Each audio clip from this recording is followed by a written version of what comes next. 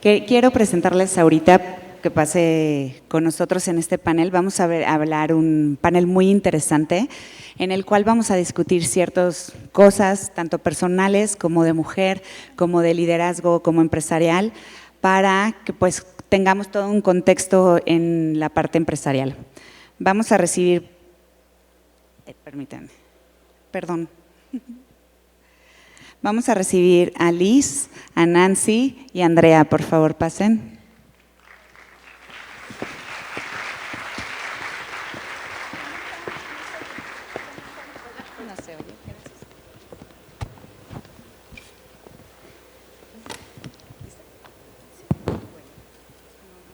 Están muy serios. Esta va a ser una conversación muy amena, somos de Capital Humano, somos sus amigas.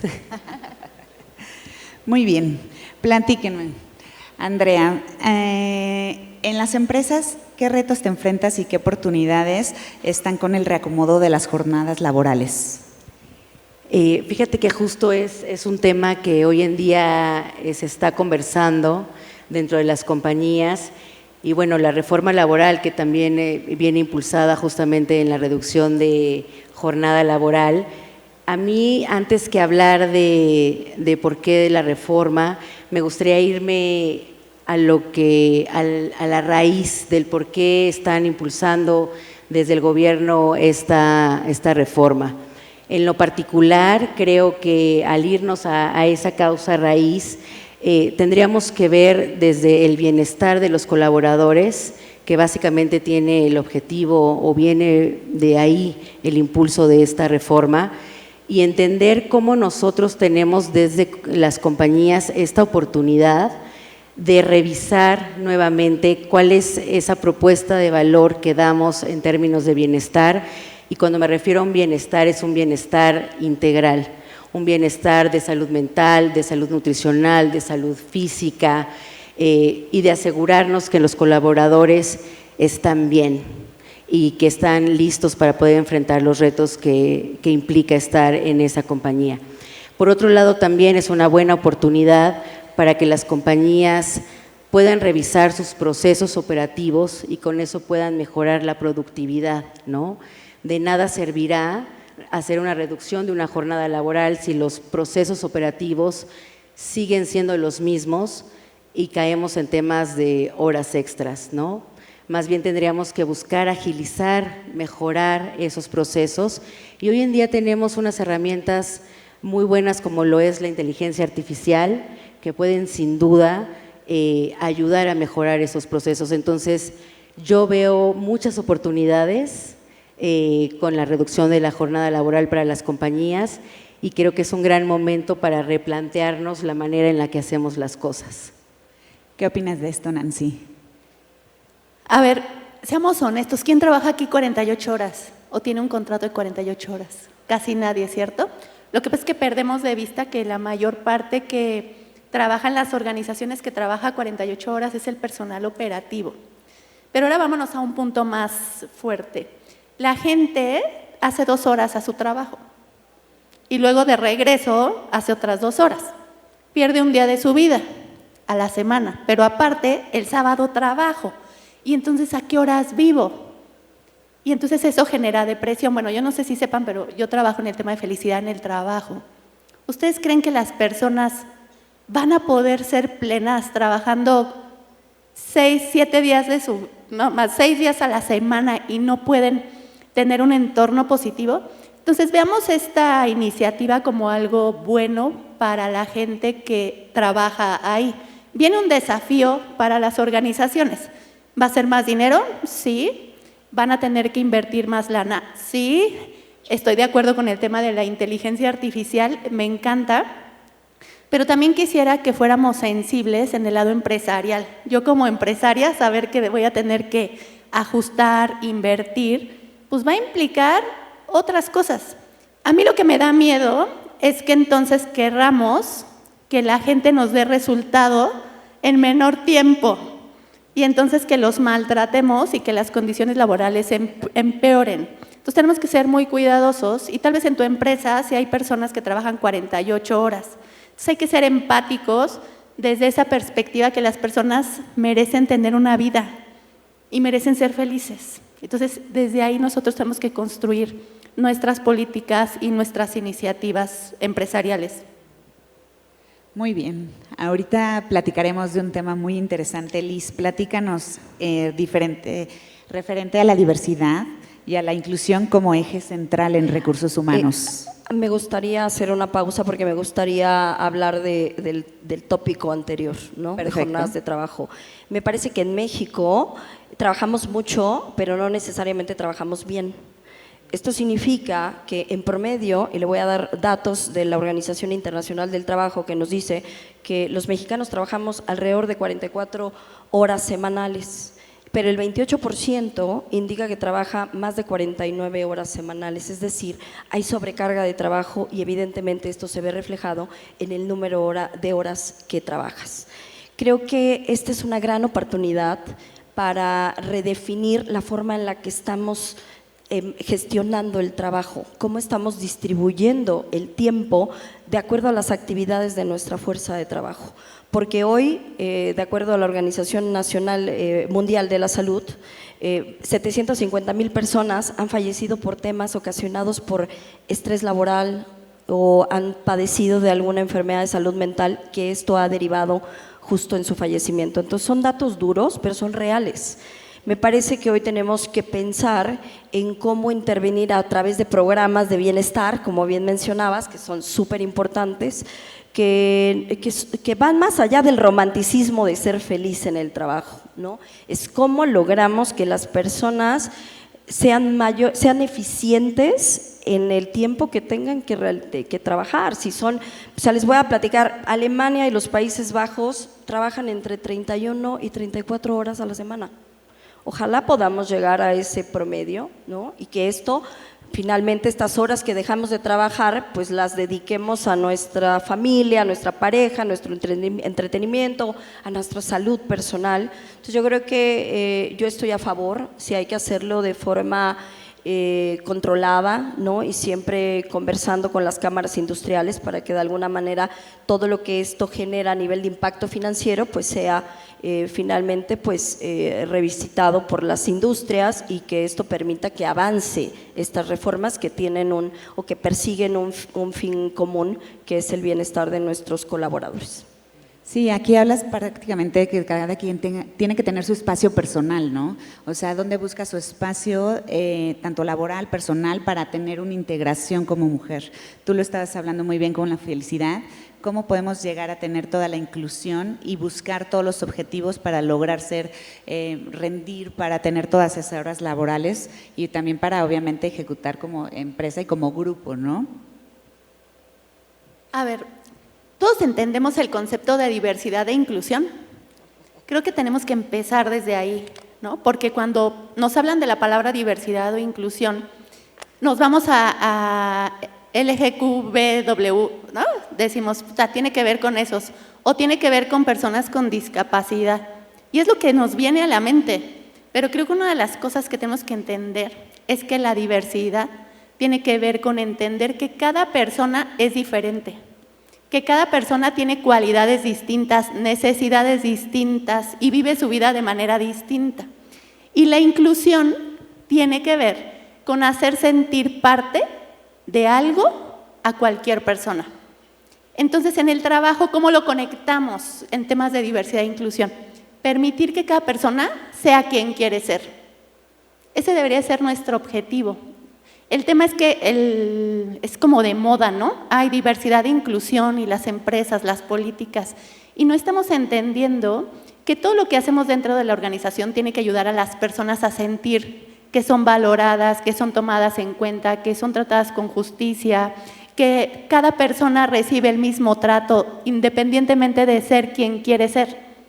Para mí, Nancy, la palabra de diversidad e inclusión no debería de existir, porque cada persona debería tener el derecho de ser vista y tratada como quiere ser. Pero no estamos generando todas las iniciativas que deberíamos de generar para cambiar ese mindset. Y fíjense, nosotros hacemos un estudio de bienestar y felicidad laboral.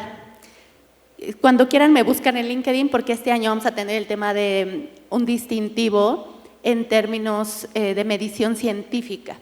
Una de las causas que hace infeliz a las personas es la injusticia laboral, ¿no? Porque ya me estás tratando de manera diferente, me estás haciendo despido silencioso, ¿no? Yo estoy haciendo renuncia silenciosa, resulta que le pagas más al de al lado y yo trabajo más que el de al lado.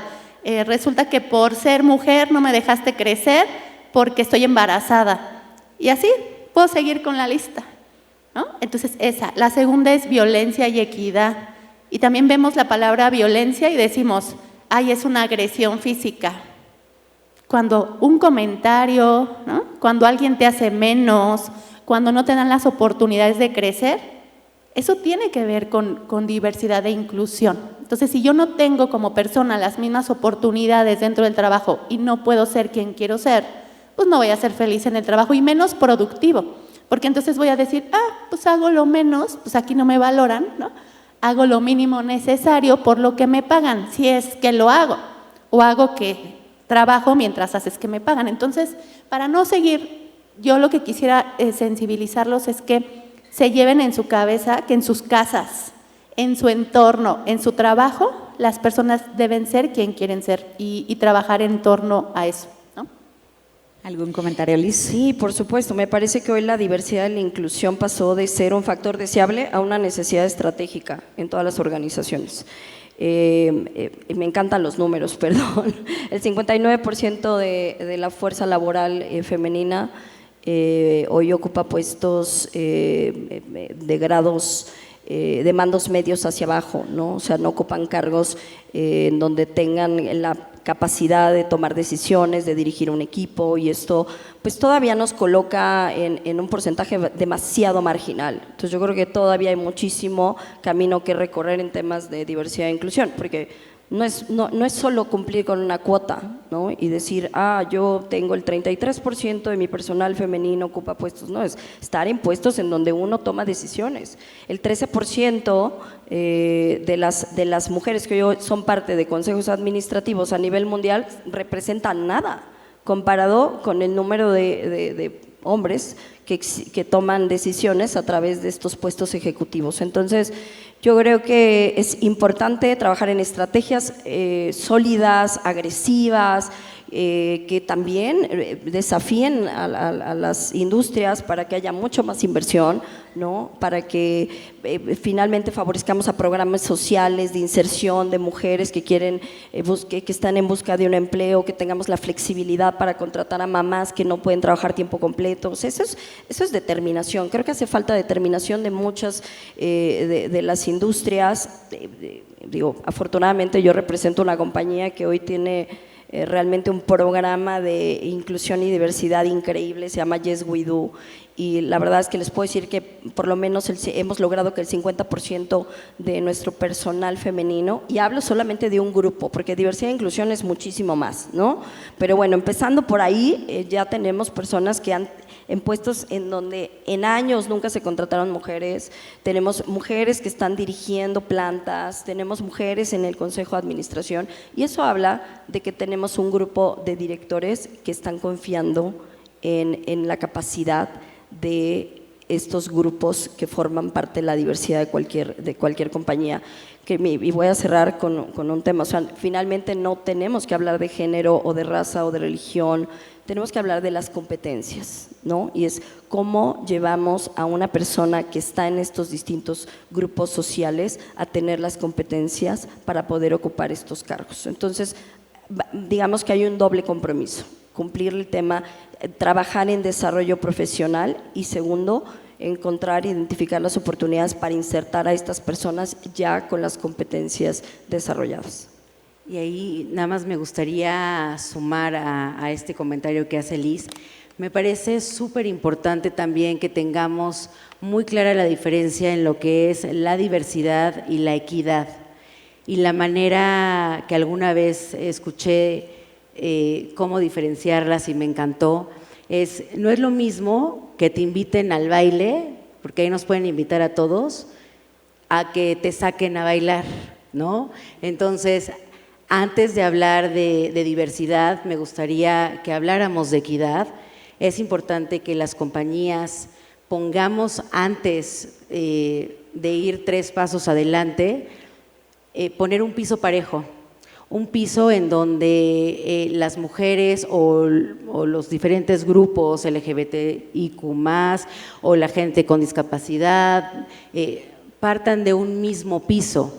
Y a partir de tener ese mismo piso, ese piso parejo, entonces ahora sí nos podamos enfocar en lo que es el talento, porque también creo que hay una línea muy delgada cuando hablamos de diversidad, de poder irnos a la polarización del tema, ¿no? Me parece importante que las compañías pongan un piso parejo y a partir de ahí podamos enfocarnos en lo que es talento y poner a las personas correctas en las posiciones correctas porque tienen las habilidades técnicas y las competencias soft para poder hacer frente a ese cargo. Sí, exacto, es algo muy interesante y es un tema muy largo que podríamos extendernos aquí. Creo que todos los puntos y las empresas hoy en día en estas generaciones estamos enfocados mucho a este punto y pues bueno, nos podríamos extender mucho. Voy a hacer un cambio. Platícame cómo podrías involucrar, interesar a estas nuevas generaciones. Ese tema me encanta, me apasiona, porque bueno, sí, hoy tenemos dentro de las compañías trabajando ya diferentes generaciones. Antes, para poder pasar de lo que llamábamos una generación a otra, eran espacios de tiempo largos, ¿no? Cada vez están reduciendo esos tiempos y eso hace, o sea, de pasar de los millennials a la Z, ¿no? Cada vez se hacen más pequeños los espacios de tiempo para que cambien de generación. Esto por la tecnología y por los avances que tiene el mundo y que vamos cada vez viviendo más rápido. Entonces, con esto tenemos diferentes generaciones viviendo en el mismo entorno laboral, pero yendo específicamente a la pregunta de estas nuevas generaciones, ¿qué hacer diferente? Hoy estas generaciones buscan algo que va mucho más allá, buscan un propósito y con esto, este propósito buscan vincularlo con el propósito de la compañía. Entonces nosotros desde que hablamos de un proceso de atracción de talento, desde Capital Humano, tenemos que asegurarnos que el propósito que tiene la compañía esté alineado con el propósito de nuestros candidatos. De no ser así, nos vamos a encontrar con gente infeliz, ¿no? Hablando del tema de especialidad que tiene Nancy, gente que no va a estar feliz en el trabajo, gente que va a pensar que está haciendo cosas incluso que van en contra de sus propias creencias, de sus propios valores o de lo que ellos consideran su propósito de vida. Entonces, para mí el tema del propósito es fundamental desde etapas tempranas de lo que es el proceso de la vida del colaborador. Y también me gustaría mencionar el tema de que hoy en día, hablando de la búsqueda de la felicidad, de los momentos de alegría, hoy, si bien las nuevas generaciones dan por hecho que las compañías buscan una propuesta de valor integral para la gente y que seguramente van a tener sueldos competitivos y que los programas de bienestar van a ser competitivos también en el mercado.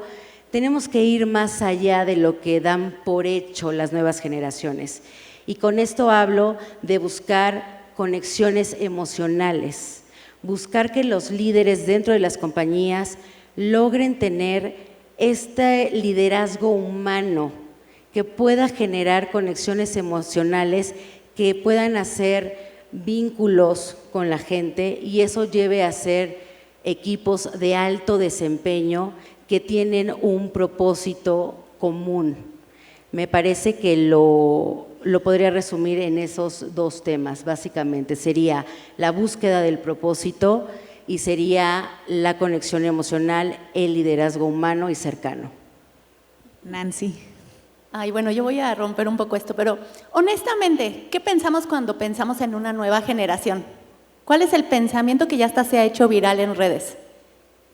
Son de cristal, todo les molesta, Todo quieren y no hacen nada. Se quieren esforzar por la ley del mínimo esfuerzo, ¿sí o no? Ya vi sus caras, me encanta. Miren, ¿qué sucede con las nuevas generaciones? Yo no estoy tan a favor de que sean de cristal. Lo que sucede es que ya son intolerantes. ¿Me tratas mal? No tengo la necesidad de estar aquí. ¿No me das las condiciones laborales mínimas, decentes, para yo desplegar mi vida y ser feliz? Con permiso, me voy. Ay, jefe, ¿me tratas mal? ¿Qué te pasa? O sea, ni en mi casa me tratan mal. Adiós.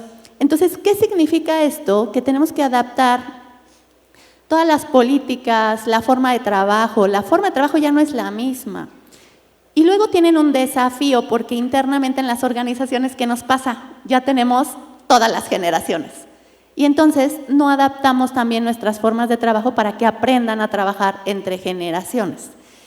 Pero miren, yo tengo un equipo de 15 personas, todos son menores de 30, llevan más de 5 años conmigo, no se van, ya quiero que se vayan, ¿no? Pero ¿qué sucede? Ellos quieren flexibilidad, pero no confundamos la flexibilidad con el home office, porque se confunde. ¿Qué es flexibilidad? Quieren ellos organizar su vida y te van a dar el resultado, pero hay que saber que la persona hace fit con tu organización. ¿Qué punto número 2 quieren? Quieren calidad de vida, quieren vivir. Entonces, ellos van a castigar un poco el sueldo, muchas veces, con tal de estar en un entorno que les da libertad y les permite ser quien quiere ser. 3, les encantan los desafíos. A ellos ponles un reto y diles cómo quieres que lo logren y confía en ellos, dale las herramientas que necesitan y lo van a lograr. Pero no les puedes hacer micromanagement, no les puedes traer aquí, porque te van a mandar por cocas, ¿no?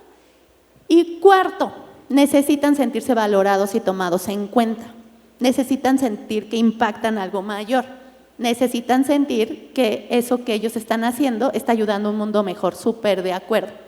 Pero ahora les pregunto a todos, levante la mano quien no sea de las últimas generaciones, bueno, ni alfa ni generación Z, que no le gusten esas cosas.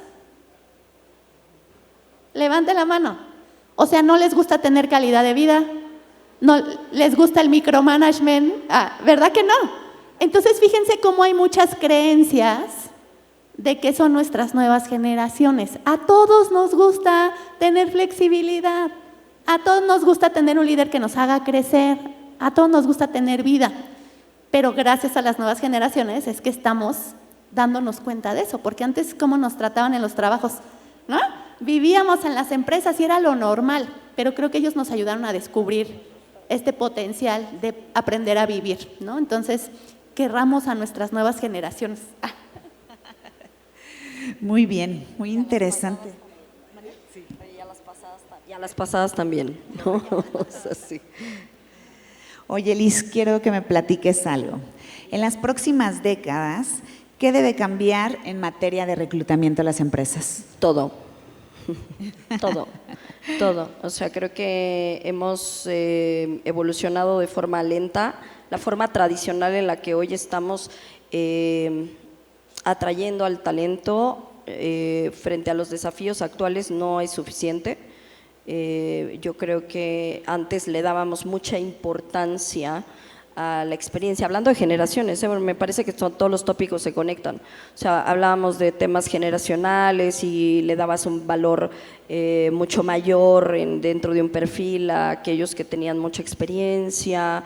Las empresas también no estaban, finalmente no estaban invirtiendo en desarrollar habilidades o competencias y preferían buscarlo dentro de sus procesos externos de reclutamiento, ¿no? Y entonces de alguna manera esto funcionaba. Para el 2030 esto ya no va a funcionar, va a ser completamente obsoleto. Hoy estamos padeciendo, nos estamos peleando la mano de obra por centavos. Entonces, creo que tenemos que cambiar la forma tradicional de reclutar, hoy enfocarnos mucho más en el potencial de las personas que en la experiencia que traen, ¿no? Entonces, creo que hay muchos jóvenes que están terminando la carrera, que buscan una oportunidad y creo que lo más importante, yo me enfocaría en este momento mucho más hacia ese semillero de talento, ¿no? Hacia cómo los inserto dentro del mundo laboral y los voy acompañando de tal forma de que su proyecto de vida se convierte también en mi proyecto de negocio.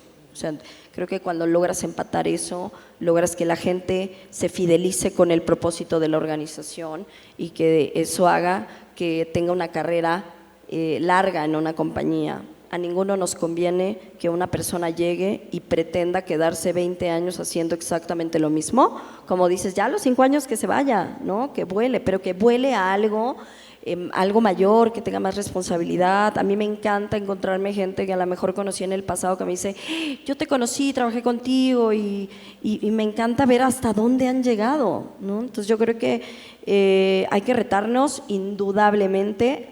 Ayer teníamos una reunión con la Unión Europea y que justo está buscando cómo hacer alianzas con los proyectos de gobierno en México para beneficiar a las industrias en temas de atracción y desarrollo, ¿no? Y me decían, ¿estarías dispuesto como representante de la compañía a contratar sin un currículum?